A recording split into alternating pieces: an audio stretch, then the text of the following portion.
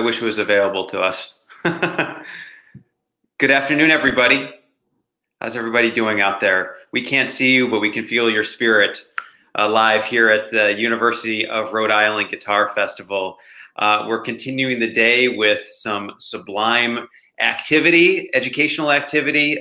We heard this morning from Cathara Project Director Matthew Rohde and Development and Program Director Madeline Knutson. We were very grateful for their talk on Cathara Project. And now we've got our very own Managing Director of 8VA Music Consultancy, Patricia Price. We're so happy to have you at the festival. It's the best day ever. Thank you so much for. I need a mug like that. Yes. Well, when you're in it, it's very inspiring to have a mug that tells you this is the best day ever. So. Oh, that's so great. So today, I'm not going to say too much here, but Trish has a long history of being an executive in the music business, representing some of the finest classical musicians and helping them achieve their full potential. I'm very interested in reaching my full potential, Trish, and this is yeah, exactly. So I'll let you take the reins and really just do your thing. Thanks so much for being with us. Thank you for having me. So I'm going to wait about 1 more minute or 2 more minutes to make sure everybody gets in. Okay. I'll stick around with you. Okay, great. Yeah. We can chit chat about life. How's the festival going so far? Oh, it's going so well. Honestly, all of my anxiety has completely dissipated. In part because we have a technological whiz in Lucy Little, who's behind the scenes and making all of this possible. So that's been incredible. I think we take for granted the intricacies that go into making technology even work as easily as we want it to. Yeah. And to have this vast schedule, this maze of technology coming in and out of our audience's lives is pretty difficult, but it's a feat worth achieving, and I'm really excited about it. And I'm just also excited that we can present such a diverse group of panelists and artists, and bringing together just a knowledge base that is accessible to everybody. There are literally no barriers here for people to take part and to exchange ideas and to hear fresh perspectives like yours, Trish. So I'm excited. Well, and what an opportunity that this entire time is giving us, because normally we wouldn't all be able to get to Rhode Island, but you have people from all over the world participating and engaging. It's really a nice thing that COVID has brought. Yeah. I do recommend that all of you who have not been to the great state of Rhode Island, that you go visit. It's absolutely gorgeous. It's such a small, little, tiny state, but it's got so much to offer. Have you been there before? No, don't tell me. Don't tell anybody. I won't. No, It's a I'm secret. a West Coaster, born and raised on the West Coast, and East Coast. We've lived on the East Coast for 6 years now, but it's still so much to see. There's so much to see on the East Coast. So many wonderful places. We welcome you with open arms to Rhode Island. And I'm not even a Rhode Islander myself, but I welcome you as a pseudo Rhode Islander who works and creates. Yeah, that's right. Yeah. So, do you want to start? Sure. Yes, we're at 105, so if people jump in. We got the 2 thumbs up. Okay, great. I will see you on the other side. See you on the other side. If you want to put them in the comments, we will have them at the end, and Adam will jump in and we'll talk through them. This lecture is meant to be interactive, and it's meant to give you all hope. And I hope that you find some of it worthwhile. And when you have questions, I'm happy to answer them at the end. So this lecture is about creating a bold, fresh, cutting edge, and sustainable career in music, which was a big topic. And when Adam asked me to speak, it made me wrap my mind around the wonderful artists we work with and what are their defining qualities and what do they share in common. I wanted to first start out by thanking Adam Levin for having me. This is a really wonderful opportunity to speak with you all, and it's the first time that I've appeared at a guitar festival. Piano festivals, yes, other festivals, but I don't play guitar at all. I will have a couple of analogies that use guitar technique, so bear with me because it's not my instrument. So a little bit about me. I was born in Spokane, Washington, West Coaster, as I just shared with Adam. Born and raised there, always a pianist from an early age on, and that's really been the focus of my life. I took a Fulbright to study in Vienna after undergraduate. And then when I came back, I worked in the record industry for about 5 years, overseeing a portfolio of 70 record labels, primarily classical, and a portfolio of in-house labels where I was an executive producer. At the same time, I got an MBA. And I really found in my life that a sustainable career uses a lot of different aspects of your skill set. And I feel very lucky that I somewhat strategically stumbled into what I find to be very fulfilling for a career. And I hope to share some tips that will help you all. So this lecture is meant for all musicians who are trying to build a sustainable career, from beginning musicians to accomplished musicians, because I think these are skills that can be very useful no matter what stage you're at. At 8VA, we work with some of the top orchestras in the world, all over the world. And we also work with summer festivals, competitions, chamber musicians, and top soloists. And so that gives me a really interesting perspective on what works for all different types of musicians. Now, I'm going to ask you all to raise your hand if the next picture resembles your 2020. And although I can't see you, I'm sure I will feel your energy. Now, this is what's happened for so many musicians in 2020. But fear not, I am here to give you some positivity and hope and tell you how I feel that the next chapter will actually be even better because all of this happened. There's so much tragedy that's gone on in the last year, and I have experienced a lot of it with our musicians. We are based in New York City, so it's been really the center of so much tragedy. But I also have found a lot of opportunities for musicians, and I'm hoping that you all will enjoy with me some of the things that can come out of this. That being said, this is a great quote. It's from Lenin, so I did not put this source, but there are decades where nothing happens, and there are weeks where decades happened.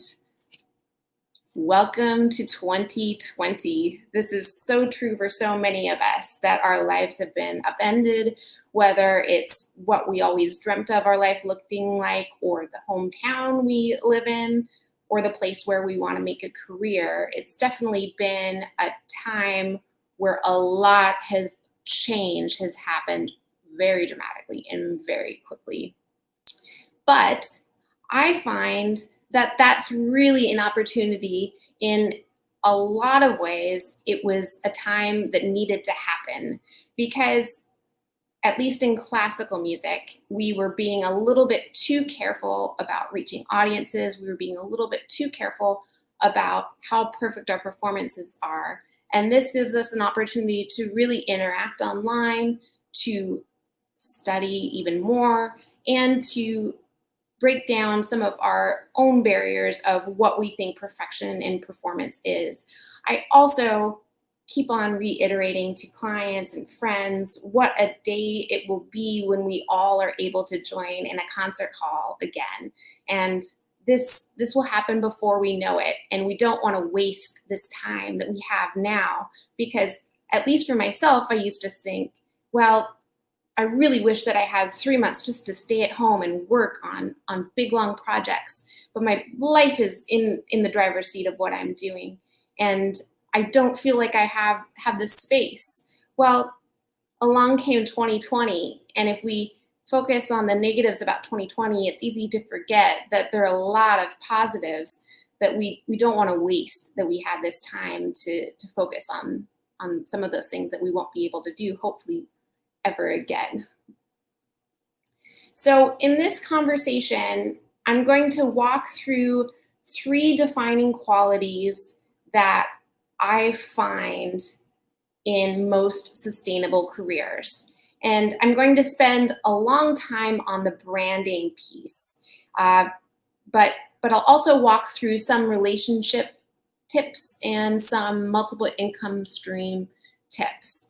Now, I'll walk through each one of these. I should also say, if you have a piece of paper and pen, I like the old-fashioned back of the napkin type attack on some ideas, and I'll be working through a couple things that might be nice to draw hand pictures and to work through things in your mind along with me.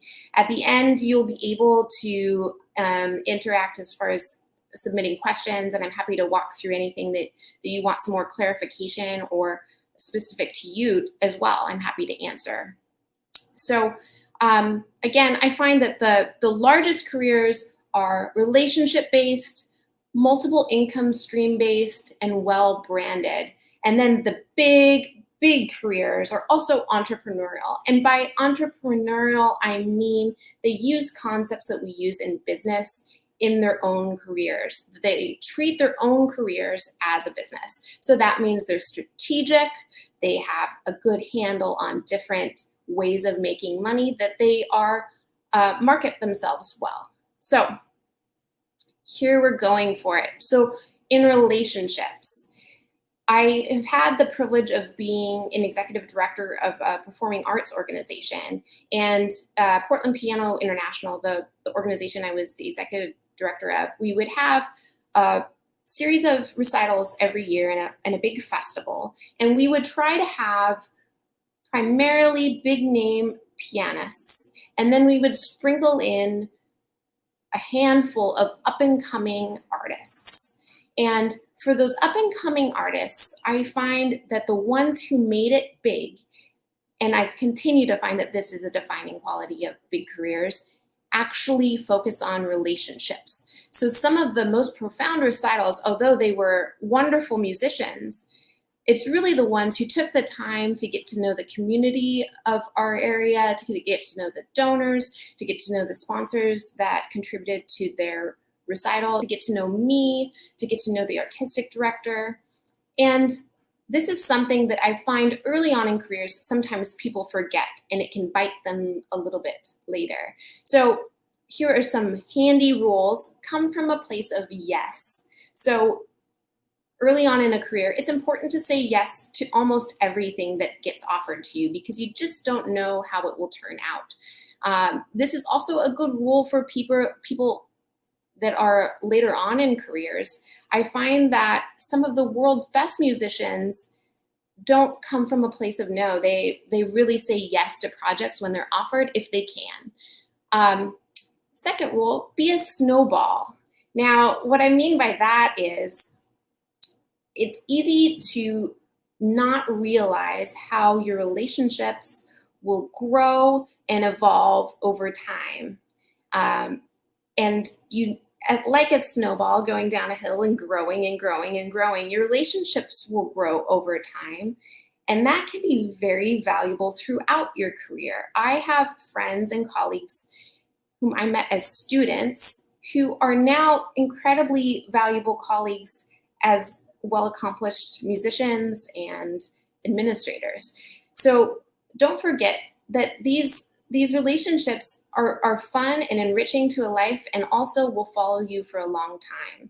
That leads me to be a good person to everyone. This is the Yo-Yo Ma rule, of course, right? There are famous stories of Yo-Yo being in concert halls and talking to a janitor about their dog that died, and coming back 5 years later and going up to the same janitor and saying, how have you gotten a new dog? Now these seem like small things, but being a good person is just good practice, and it's also very helpful for a career. It's a good policy to have no matter what you're doing, but especially as a musician, because it's a small world, and if you're not a good person, that also tends to travel. So that also leads me to, how can you help others? You know, I find that sometimes people come asking for favors before they can even think about how they can add value to either another contact or an organization or a professor. And I find that when people come from a place of, where can I add value, then that also is very helpful to them and adds to their career, because people want to return the favor. That being said, never be hesitant to ask for informational interviews. I get asked for an informational interview about once every other week, and I always say yes. It's a really great way to get to know people. It's a really great way to expand your network. And it's a nice way to also increase your skills. So this is a little bit of a workshop that you can do on your own time, or you can start while I'm talking. This is how I find a career to be both multi-income streamed, and also to focus on a career that will be really sustainable and unique to you. Now, often artists come to me and say, I would love to put out an album of Chopin as a pianist, and there are about 5 million recordings of Chopin. And I think, well, you're putting yourself up against everybody who's ever recorded this. And really, is that a profound thing for you? What is your skill set? What is so special about your career? And that's one thing that we can talk about as we go into branding. But it's also something that I find with a set of specific skills, you probably have something very unique. Maybe not each individual skill, but when you combine your set of skills, it's something that's very, very unique to you. And that is how you can find a nice, sustainable income streams in multiple ways, and a sustainable career in general. So what I would suggest you do at some point is actually draw this out, like on the back of a napkin. And you draw 5 circles or 6 circles, and you put your favorite things to do, but also what you do better than your colleagues and friends, not to compare, but just what are those unique things about you that your friends say, you are very good at that. You're really good. And so one of these would be being a musician, right? Of course. But then also you're probably good at other things. Are you good at math? Are you good at visual skill sets? For me, this really, as an undergrad, I majored in both philosophy and piano performance because I wanted to go into something different as a graduate student. I knew I would maybe go into law school or get my MBA, but this was definitely not in focus for me. But if I had gone through this process, I probably would have put things down like, I enjoy visual things. I really enjoy putting a photo shoot together. Now I enjoy Pinterest, this sort of thing. I'm very good at math. Surprisingly, I got the best score in calculus in my university. That's a little bit odd. Okay, and then we move on to being a pianist, and that's actually ends up being just one of many skills, but I've landed in a career that uses all of them, and I hope for that for all of you. It also means we're in a day and age where you can have multiple income streams, and you should have multiple income streams. So if you really enjoy teaching, if you really enjoy other aspects of the music industry, those are very fulfilling as well. Artistic admin, maybe if you really enjoy being around famous artists, that was always something for me. I really enjoyed when artists would come to my college campus, being around them, hearing what their lives were like. And now that's actually a huge part of what I do, making sure that our artists are well taken care of. And I revel in the opportunity to be close colleagues with them. I'm still very much a fan, and that's always been something that's been something in my life. So multiple income streams right now, of course, are more important than ever. People who have positions at universities, people who have other ways of gaining income outside of just performance, that's really helpful. Recordings are one thing, but I would encourage you to think not just about performing, but how your performance career can be enhanced in other ways and have other ways of drawing on your skills. This is a good exercise if you try. And if you have any questions about this, we can hit them on the back end. I would love to workshop any skills that you have and see how maybe I could help you find a new way of looking at them. So when we talk about well-branded careers, now this is what I'm going to talk about probably for the largest section of this lecture. But when we talk about well-branded careers, this is really important for musicians at all levels. It's non-negotiable for famous musicians, but also as you're starting out your career, you can really break and get more performances by doing these things well with your brand. So on repertoire, again, it's important to tell a story with your repertoire. I'm a big fan in 2020 of looking forward into 2021, into 2022, and retro-engineering what you want those years to look like. So using this time during 2020 to develop yourself in the ways that will fulfill what you want 2021 and 2022 to look like. And part of that is repertoire, because we have more time to practice than ever. So when I'm talking about it in this context, I'm talking about making sure that your repertoire tells a story, that you form relationships with contemporary composers that are important to you, that you develop programs that are unique to you and not similar to almost anyone else's. There are a lot of major artists who do this super well. For guitar, there's so much interesting repertoire that it's a pity to go back to some of the standards. Adam Levin and Will Knuth, who are Duo Sonidos on this festival, they're a wonderful guitar-violin duo. And that's a little bit interesting. That's something that's not done all the time. And it's a unique perspective that really added, I think, to the amplification of what they do as individuals. So that's something to think about. Your website, social media, we're no longer living in a time when you're able to sit back and not participate. Social media and websites are how information is exchanged.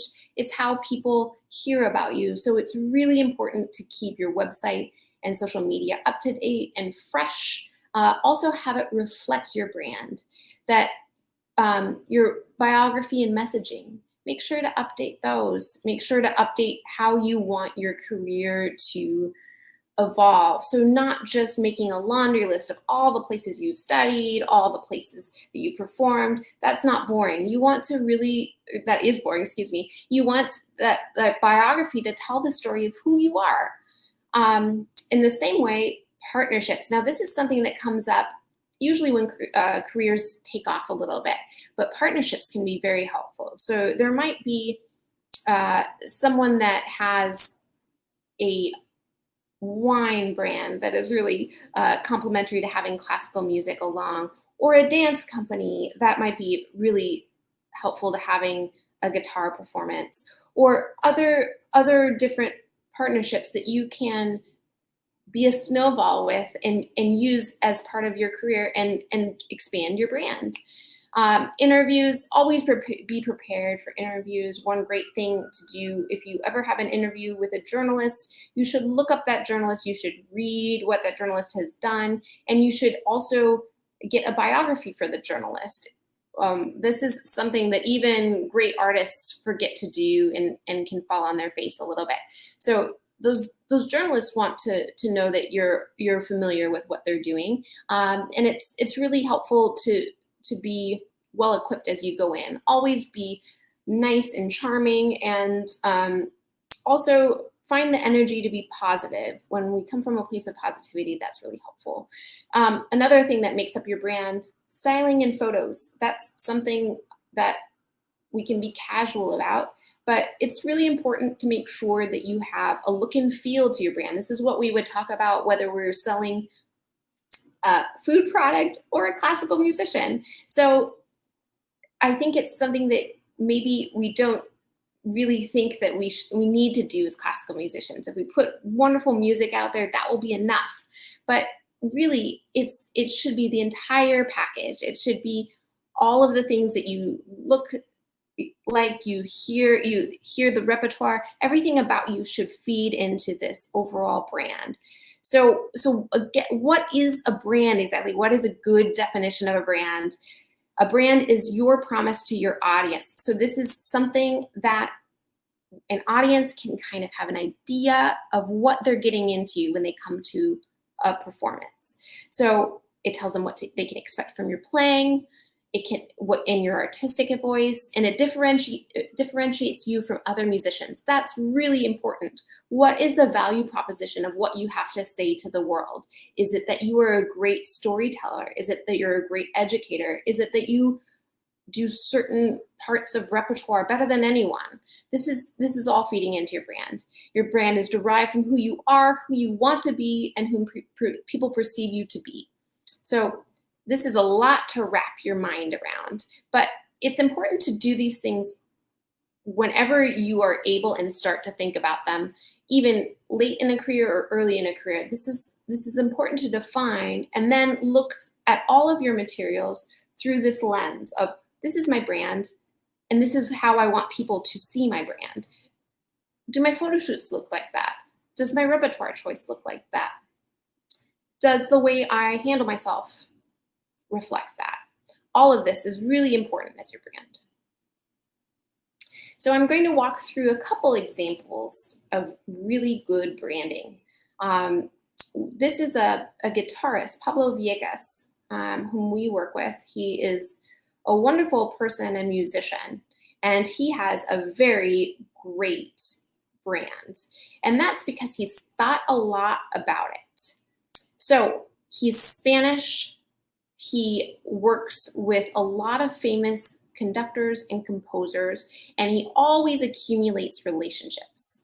So he says, I do what I do because I believe I've experienced a better world through music in our lives. That really sums up who Pablo is. He has a brand relationship with a wine, Rioja wine company. He engages on social media in a really wonderful way. And he's all of these things from a very true place. It's not him putting on airs. It's actually who he is. He's approachable.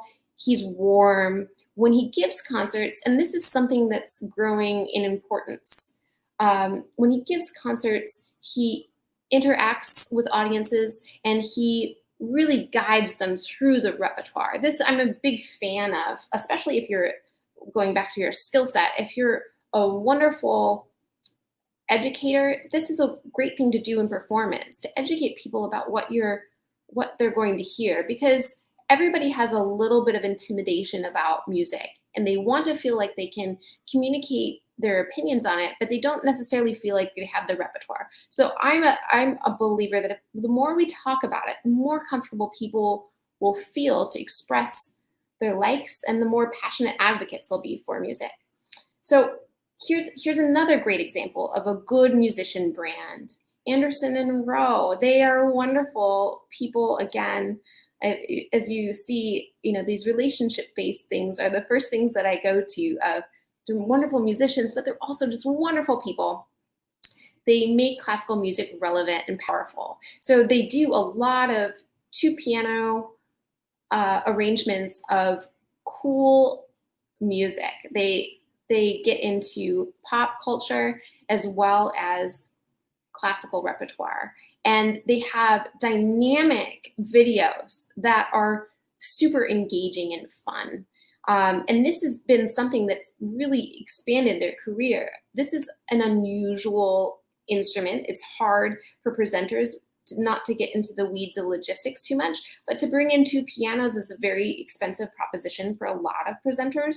But they've been able to use their instruments and the way that they travel in a way that people are engaging them constantly. They have so many dates. They come from a place of yes, but it's really because the audience loves them. They find the repertoire accessible and engaging. They have wonderful personalities, and they do everything that I was describing. On the multiple income streams, this is interesting too. Greg Anderson does wonderful arrangements, and they also sell sheet music. They do great recordings. So they combine a lot of different ways of having a career into what they do, and they found a way of making 2 piano a very successful pathway for them. That's really something to admire.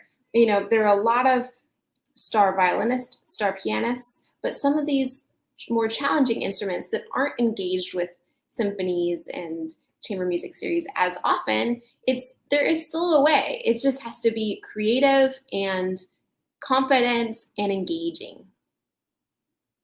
So now I'm getting into a couple sheets that are pretty detailed. Now, I will have these for download for you.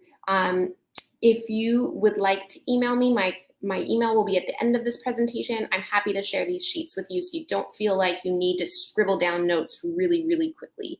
But here are a couple ways that I find you can really hone in on your personal brand. So think about which musicians' careers do I admire the most, and what are the characteristics that draw me into them. A lot of people will say, you know, the yo-yos, the long-longs, the wonderful Elliot Fisk who's on this festival. You know, what are the things about these artists that are so appealing? And I would work through this and really make a list of what do I like about them, and can I increase my skills in those ways, and or do I just have to express those characteristics that I already have a little bit better? What abilities, talents do I have that differentiate me from other musicians? Now, this is something that people don't often think about, and this is maybe the most important question of all. You know, what am I that is really different? And it's important to do this in a gracious way, but think about it. You know, what are the best parts of me, and what do I do a little differently than most other musicians? And that can actually be the nugget of a really successful pathway. What music topics can I speak endlessly about? I find that musicians, when they go from being in undergrad and graduate school to launching a career, a big transition is that when you're in undergrad, you try to have a broad spectrum of repertoire. You want a little Baroque, you want a little Romantic, you want to show that you want a little contemporary, you want to show that you can do everything. But then when you define a career, it's actually, you don't want to do everything. You want to start focusing on what is my best skill set. Am I a Bach player, or am I really great working with living composers? You know, these are the sorts of decisions that you need to make as you grow into a performance career. And what am I going to pursue? So this goes into what music topics can I talk about endlessly. Those are the pathways that you should listen to and really double down on when you make a career. What adjectives do others use to describe me, and how do I define myself? What are my goals for my career? I don't need to read through these bullet points, but this is a good sheet to work through. And again, you don't need to scribble it down. I'm happy to send it to you. So this is an important piece that I'm lucky I grew up before Facebook. So I had my entire undergraduate and graduate experience out of that space. But now it's really important to think as early on, you know, what would I be comfortable with in a newspaper someday? And I don't want to share anything more than what I would be comfortable with going public at some point. It's a part of your brand, and you don't want it to be a bad part. So this leads me to digital branding. This is a digital branding checklist. Again, I'm happy to send this to you. Do you have a website?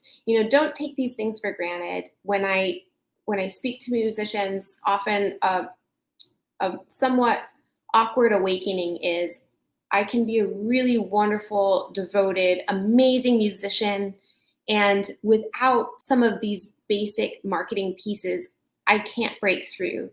And so it's important to do everything that you can. It's so easy now to build a website through Squarespace or other services, and you can make something that you think is really beautiful and reflects who you are using some of these branding tips.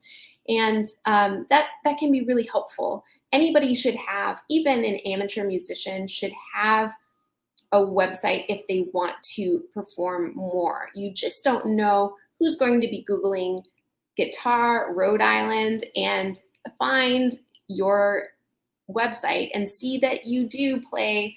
Maybe it's just weddings at some point, or maybe it is you play in bars and enjoy it, or maybe it's that you want to be in chamber music series. Whatever, you just don't know until you put yourself out there. You put your little shutter out to say, I'm in business and I'm a musician and here's what I do. You have to put yourself out there and be really confident that people will come. So, is it frequently updated? Does it have good photos? They don't need to be fancy, just beautiful. Do you have a biography? You can write this yourself. Press kit is good to have at some point. Most of these services for websites optimize for SEO and mobile. And then continuing on through digital brand, obviously you need to have a Facebook page, not just a profile. Instagram, TikTok is something that I feel is an interesting way that we're graduating into another very important channel for music. Do I have YouTube, Vimeo? Am I using graphics, typography, logos, and colors consistently across all channels? So the look and feel of everything that you do, your website, all of your social media tools, these all should have a look and feel that's cohesive, that goes back to this brand and everything you want to be. Is it sophisticated? Is it fun? Is it edgy? And does it look like those characteristics that you want? So additional branding checklist. I have up-to-date high-resolution photos. I have consistent look and feel that we just talked about. I'm always on time and follow through. This goes back to being just a good person. This will follow you. I'm polite and friendly. I take care of my mind and body. This is something that I'd like to stop a little bit on this point for 2020.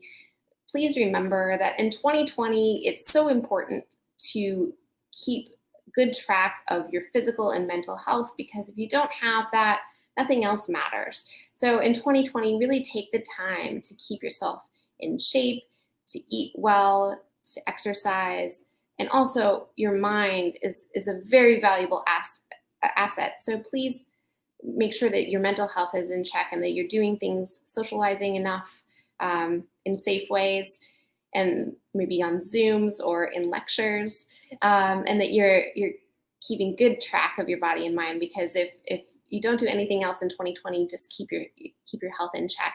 And then, of course, bringing a unique approach to repertoire and programming choices. I'm going to wrap up here, and I want to go through one last slide on social media tips, and then we'll have any interactive questions that you would like. And Adam will jump back in after I get through this. And so I would urge you to please put any questions you have on whatever channel you're tuning in today from, and we can walk through those. So social media, this is something that I work on, excuse me, with high profile artists. So we were one of the first companies to take over social media for famous musicians. So this is something that quietly, famous people usually have people in the background handling their social media a lot of the time. Some don't, but a lot do. We found some good rules for engaging audiences for musicians. So we follow the three-legged stool of content for our musicians. So the three legs are 1/3 self-promotional. Excuse me, I've got water, don't worry. It won't stop me. And thankfully it's not COVID. I'm so lucky to be healthy. So 1/3 of the posts are self-promotional. So that means I've got a performance coming up. Tune in. I would love to see you there.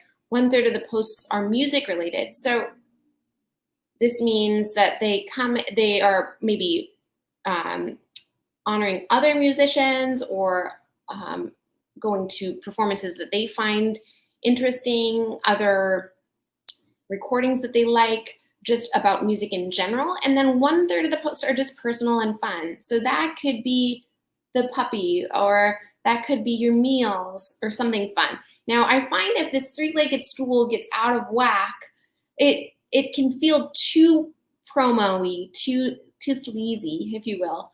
Or you might not be able to engage with some people who are more generic music lovers. If you're getting too down in the weeds about music related things, then that doesn't quite work. Or if you're getting too personal, we have to be careful to be professional and personal and engaging at the same time.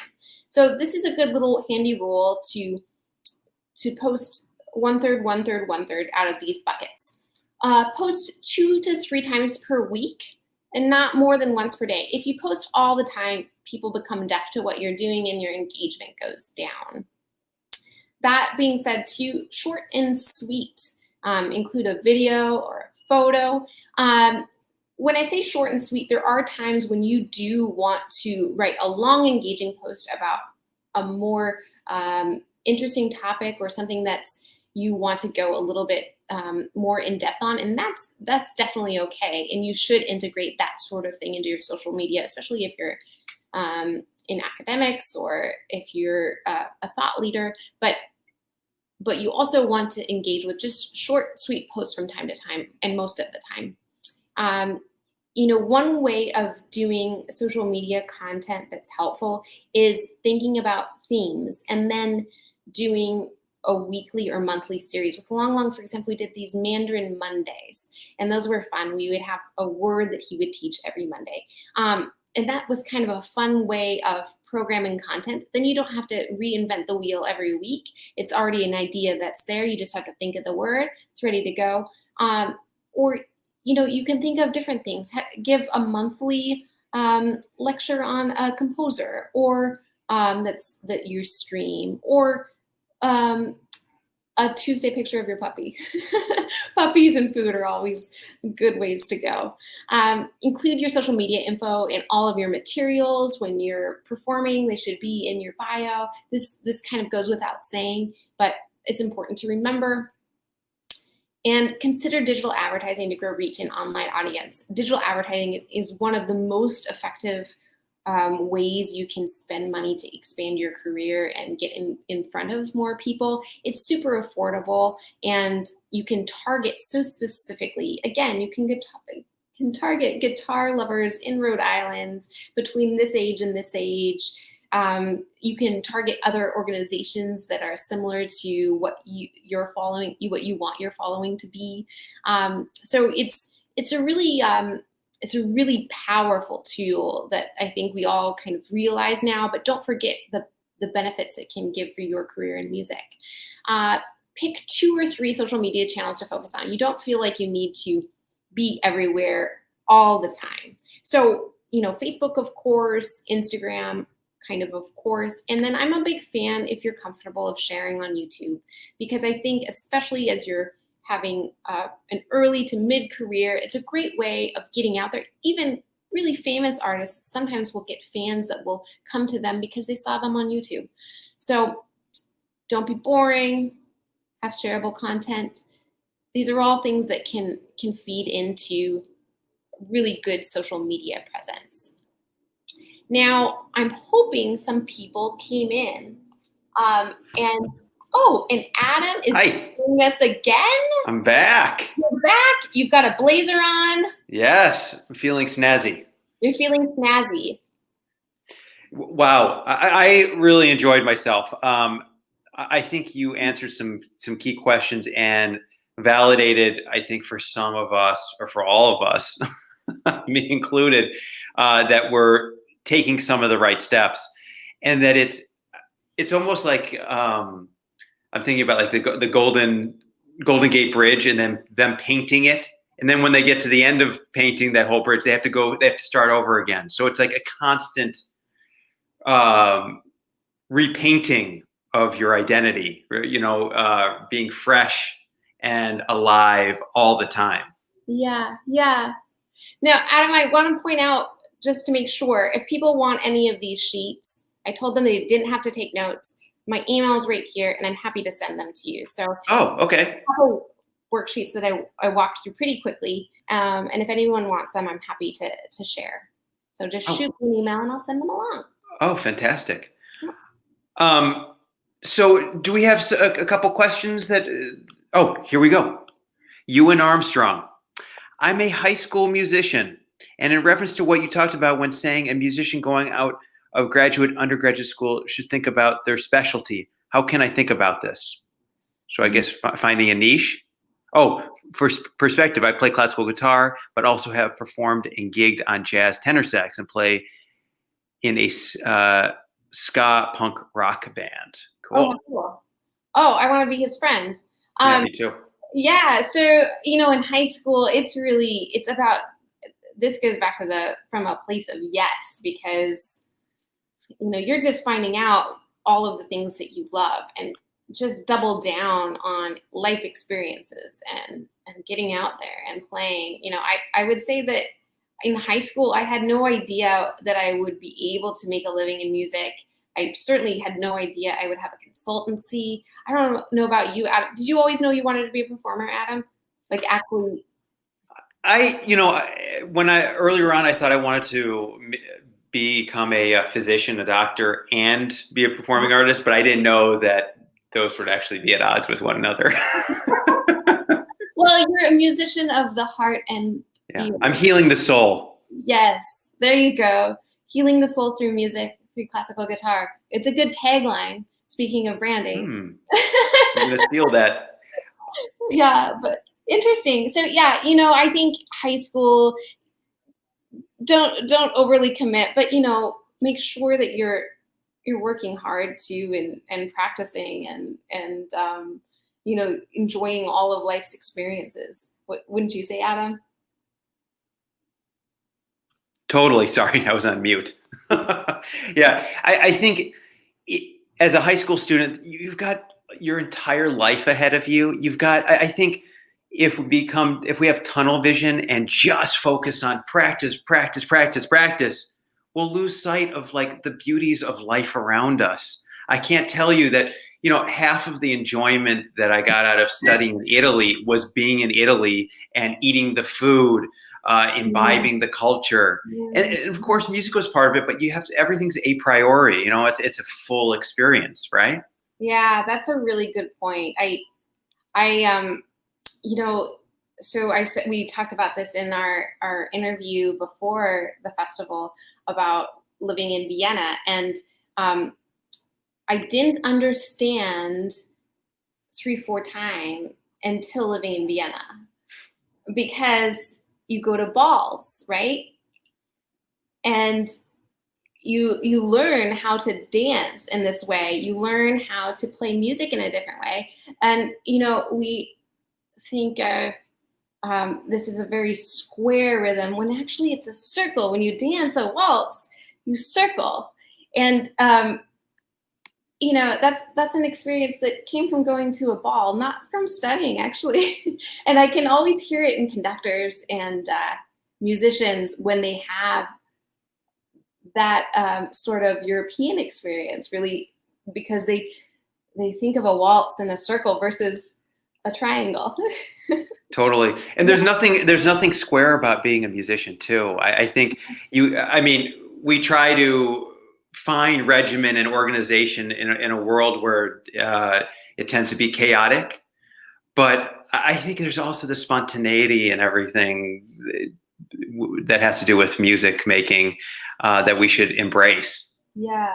When you're young, high school for sure, it's just about life experiences and like the food in Italy or the balls in Vienna. It's really about just accumulating those life experiences that inform your music, because it's not interesting to sit and listen to somebody who's been in a practice room nonstop either. That's usually not engaging music making. Yeah, it's all about storytelling. Mm-hmm. Yeah. It looks like we got another question here from Judy Totti. Can you talk a little bit about informational interviews, maybe some tips and techniques to doing them? That's a great question. Thank you, Judy. I am always surprised when I do an informational interview and somebody hasn't been to my website or looked me up. And they'll come in and they'll say, well, so what does ABA do? And I think, well, you could have gone to my website. I don't need to spend this sounds kind of aggro, but it's the truth. I don't need to spend my time on Google. And I've got things to do. Tuck the hand. Yeah. I would never say that. I just think it in my head, and it makes decisions about the people. So yeah, number one, fully research the person before you go into an informational interview, and come with questions. I've had a lot of informational interviews where people haven't Googled, and then they also don't have any questions for an informational interview. Which I'm happy to talk through and ask questions of the person. But really, you should come in with an agenda. Don't waste people's time, would be my number one piece of advice. You must get asked for this, Adam. Do you have any?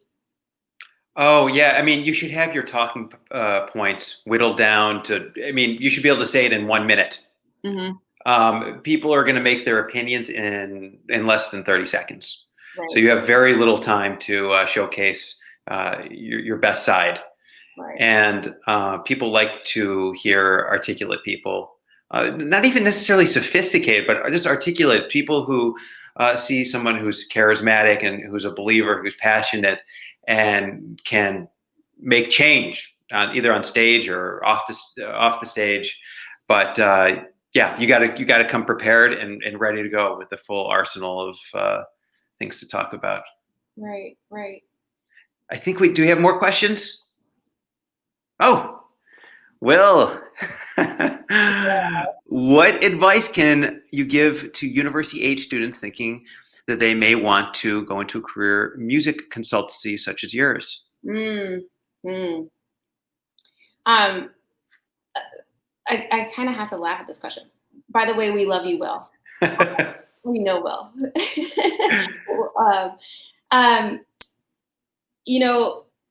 I had an informational interview with someone who came in and said, I'd like to be, was a university age student, and came in and said, I'd like to consult people about what they should do with their careers. Very early on, they hadn't had a job yet. And I thought, well, you can't consult until you do. So that would be my first piece of advice for consultancy. You really need to get out there and do a lot of different things before you can feel confident in giving people good advice. That being said, you can also get entry-level positions at consultancies, at public relation firms, at management agencies, internships. Those are all really great experiences. But then also volunteering, all of these things just accumulate these life experiences and relationships. We were lucky when we started the company. It really grew overnight with clients, and that was because a lot of the people that came to us were people we had relationships with before who just wanted to work with us. They didn't quite know how we would work together, but they knew us, and they knew that they could have some value out of a relationship. University students, I would say internships, starter jobs.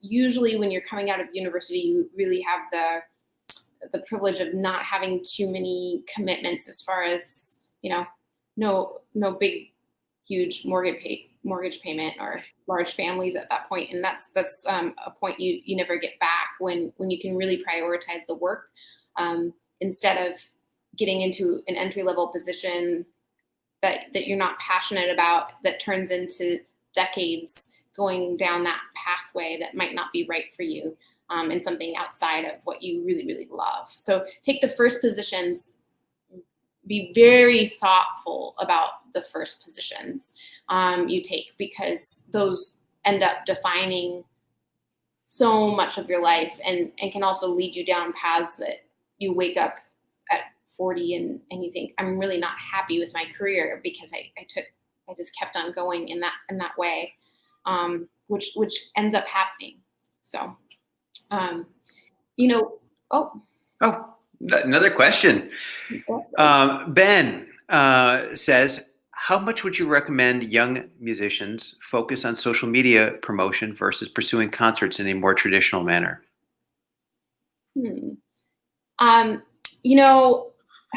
So this is a tricky question, and it's in the context of 2020, right? Sorry, I have two screens going on. So if you see me looking over here, it's because I'm rereading the question.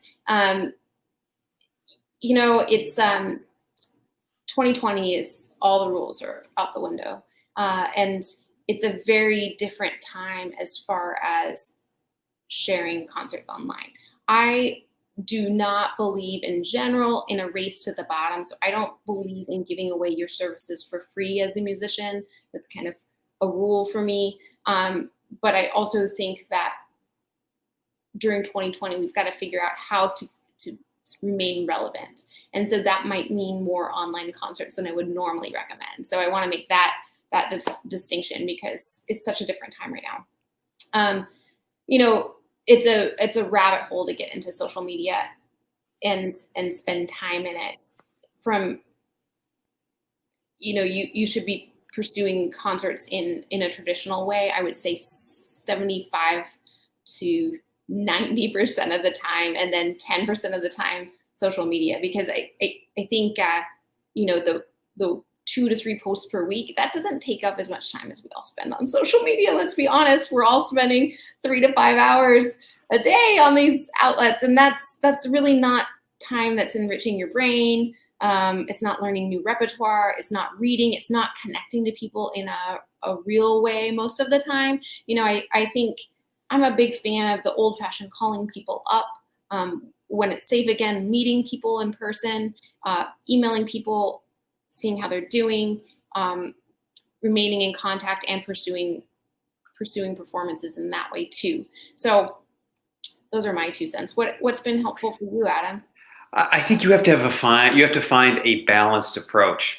If you spend all your time on social media, you're not practicing. And I know that because I'm doing all social media for this festival and I'm not practicing. So, there's been a great increase in following for the festival, but you've got to, the reason you're doing this is to play. You got to practice. If you're not practicing, the social media doesn't mean anything. Yeah. You know what I mean? It's sort of, you got to find a healthy balance. And plus, in the end of the day, people really want to know who you really are. A social media is only one side of your life. And it usually shows the shiny side and everything like that. But they want to see like your true self. And many times that can't happen until you're up on stage and you're showing off like who you really are and talking to them, engaging them face to face. So I think I think this hybrid moment will definitely be something we see in the future and will be an additional way to engage our audience. But I think ultimately face-to-face, nothing will ever replace face-to-face engagement. Right. Adam, I wanted to use you as a guinea pig for my skills, multiple income stream. Yeah, sure. Slide. Totally. Are there additional questions? There are a number. There's one more question or 2 more questions. Okay, let's go through those, and then I'll use you as a guinea pig. Okay. Thatcher, quick question. I completely agree that classical musicians need to branch out and explore new repertoire, composers and genres, etc. However, in my experience, I've seen that the people who typically go to classical music concerts are classical purists. Mm-hmm. As a business person, do you keep data on audience members' perspectives? This is interesting. A friend and I often talk about we should have a Moneyball spreadsheet of sort of really complicated algorithm about, okay, Brahms, this is the ticket sales for this. This is, that everybody should accumulate this data and figure out, okay, here's the be all end all of audience engagement. However, I've got to say it's really just about audience education at the end of the day. So, it's making people feel comfortable, and it's making people know why they should hear what you're doing. And it's a little tricky if you're coming in as a performer to a place that is not your audience, but presenters really have an obligation of understanding the repertoire that they're presenting and making sure their audiences are engaged in that repertoire.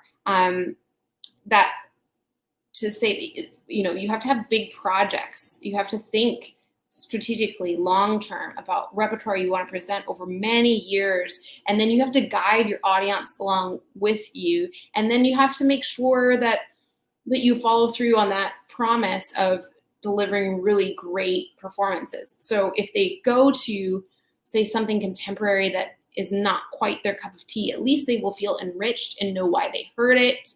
And I also think you have to do a little bit of listening to your audience too. There are, Adam, you and Will were talking the other day about how sometimes you have a little maybe an encore piece that audiences really love and it resonates with them, and that's important to listen to that and go down that road too. It's important to do, unfortunately, all of the above, which isn't an easy answer, but I think it is the answer. Totally. Another question here. Do you think it is a good idea to have a business plan, even if you are planning just to be a professional performer? Absolutely. There's not enough business in performance in general. It's funny because being a performance major and then an MBA is not that that's not that unusual to have either of those, but I rarely meet another performance major MBA. And I think that's such a useful combination. I wish more people would do it. A business plan is so important just to get things down on paper. A business plan is not set in stone. You can change and evolve, but you also have to believe it, see it, will it, and know what you're working toward. A business plan is really a helpful exercise, if nothing else. So even as a performer, yes, you need to treat yourself as a business. So that means a business plan. How am I going to, what does cash flow look like? These basic things.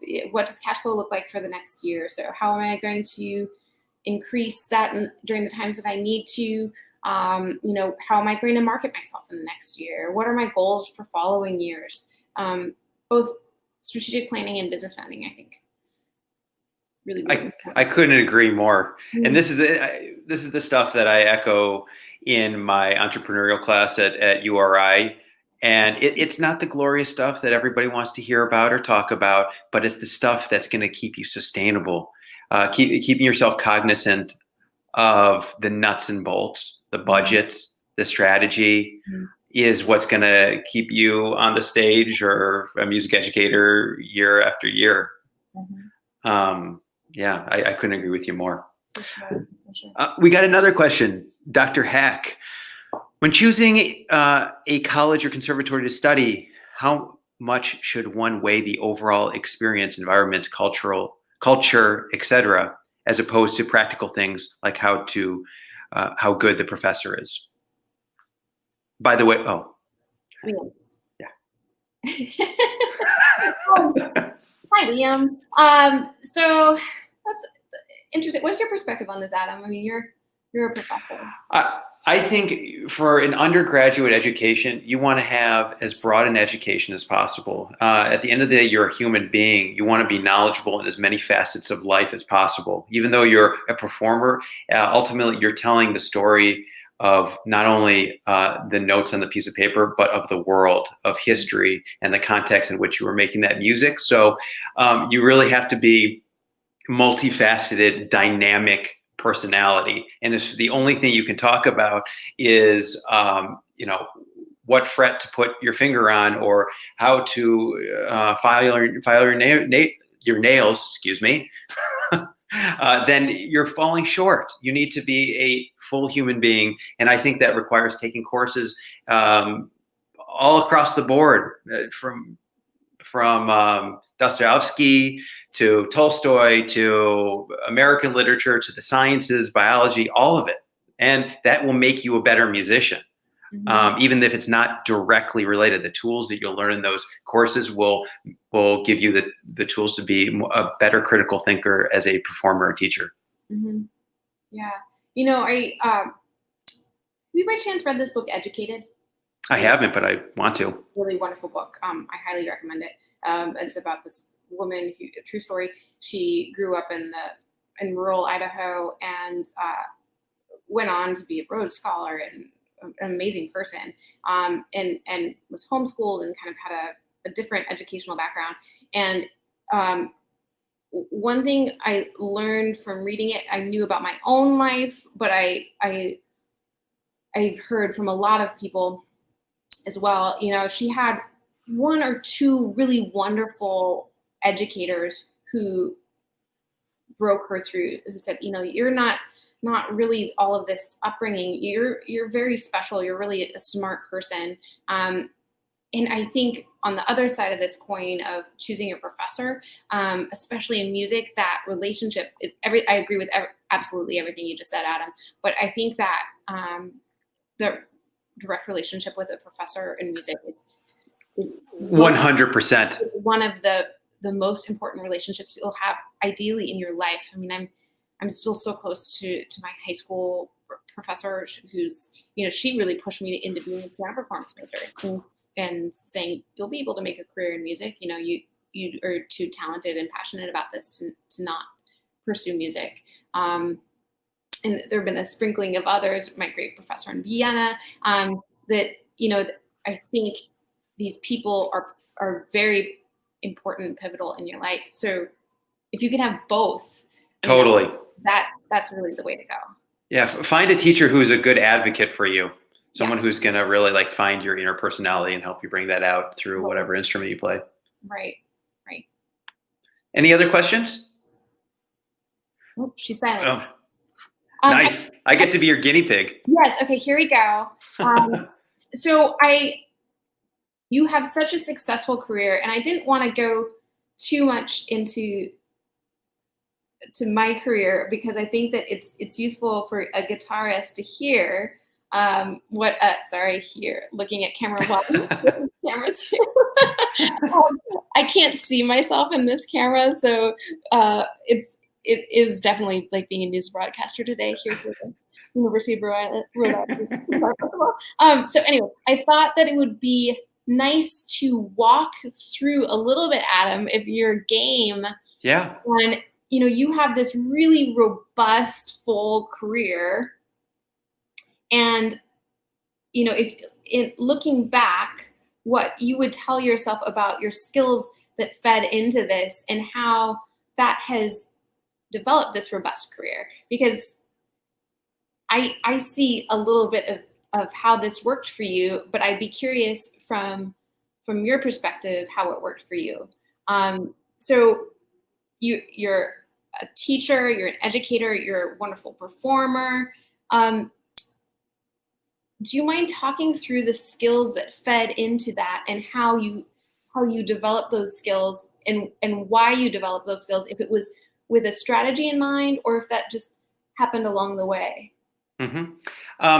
I think it started from my training growing up. And it started with my dad sort of regimenting my practice every morning, 5 a.m. it was tough.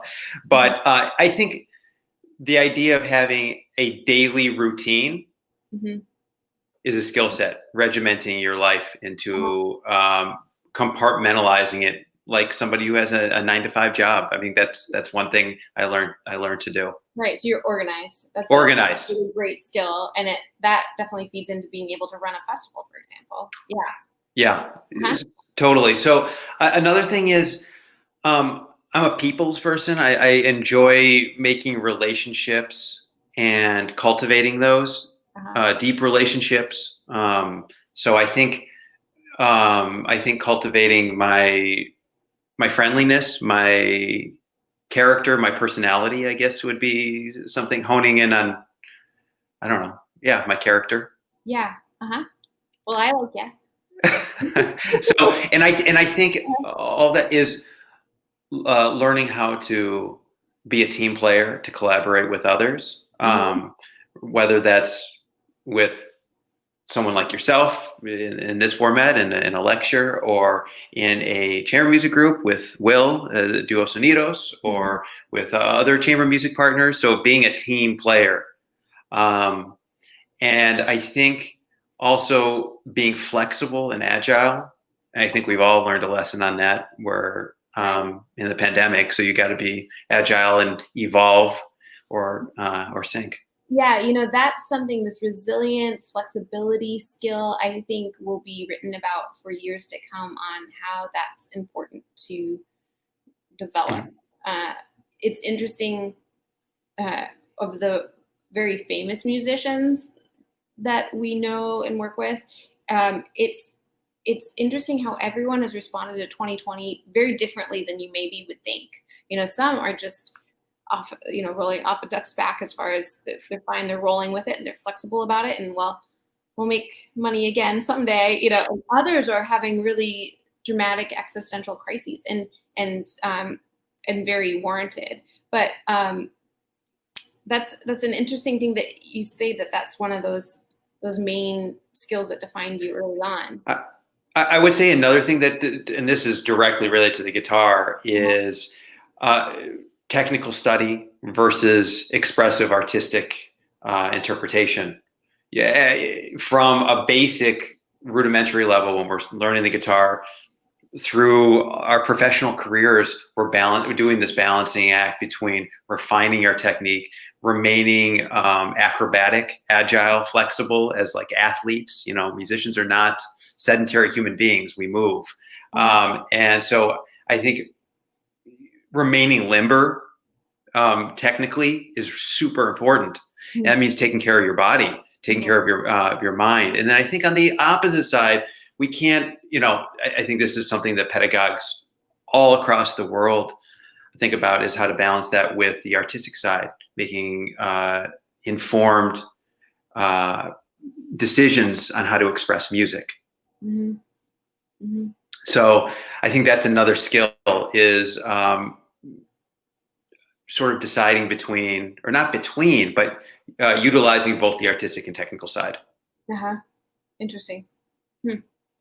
Well, it's worked for you tremendously well. And I think it's probably an inspiration for a lot of students and people attending the festival. What a wonderful career you've had. And I think it's a great example of having a sustainable and robust multi-income stream career. So yeah, I think you also have to ask yourself, like what you want to do. It's going back to your question earlier, is like what you want to do. Like I have like lots of interests, and and it's a choice to pursue all of them. So right. Yes, and we all only have one go round on this merry-go-round, so you better enjoy it in safe, good ways. Yeah. I love merry-go-rounds. Well, thank you so much, Adam. I'm really honored to have had this chance to speak with you all today, and it's been a really fun time. Thank you so much, Patricia. So I just have one further question. If people are interested in connecting with you, outside of this lecture format, where can they go to find out more? Sure. So this is my email. I'm happy to be in touch with anyone in any via email, or our website is also on here. Please feel free to check us out. And we have all of the socials, of course. But the best way to reach me personally is through my email.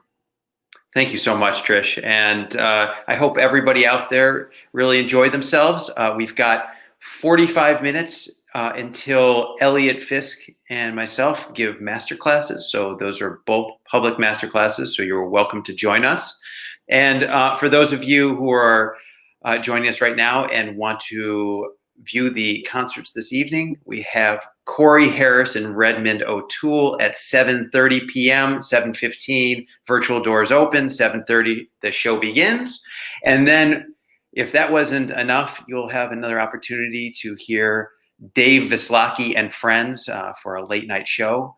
And links should be available, RSVP at urigitarfestival.org/registration. Thank you again, virtual applause and physical applause from me. Thank you, Trish, and have a lovely day. Thank you. Bye, everybody.